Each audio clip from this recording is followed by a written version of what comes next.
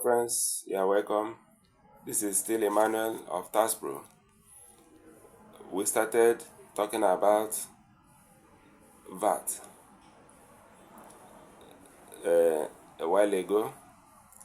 All we are talking about is on tax obligations of NGOs, non-governmental organizations. Their tax obligations. It is important that we know this. For those in NGO businesses, those that intend to go into such businesses, please watch what I've already uploaded so that you don't go contrary to the law, because ignorance of the law is not an excuse. We started looking at the laws. We have looked at CETA, we have looked at VAT. Now we're going to look at Personal Income Tax Act, which takes care of employees.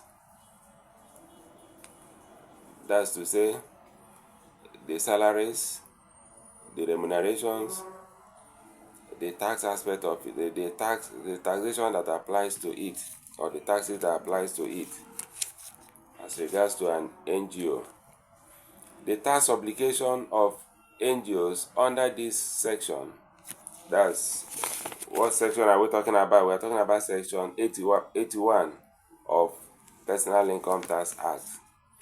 The tax obligation of NGOs under this section is that every employer shall be required to file a return with the relevant tax authority of all emoluments paid to its employees not later than 31st January of every year, in respect of all employees in its employment in the preceding year.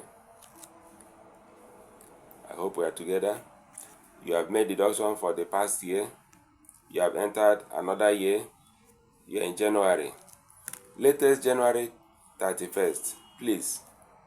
All the transaction that has to do with taxation of your employees for the past year, make sure you file them before the end of 31 January of the following year. So,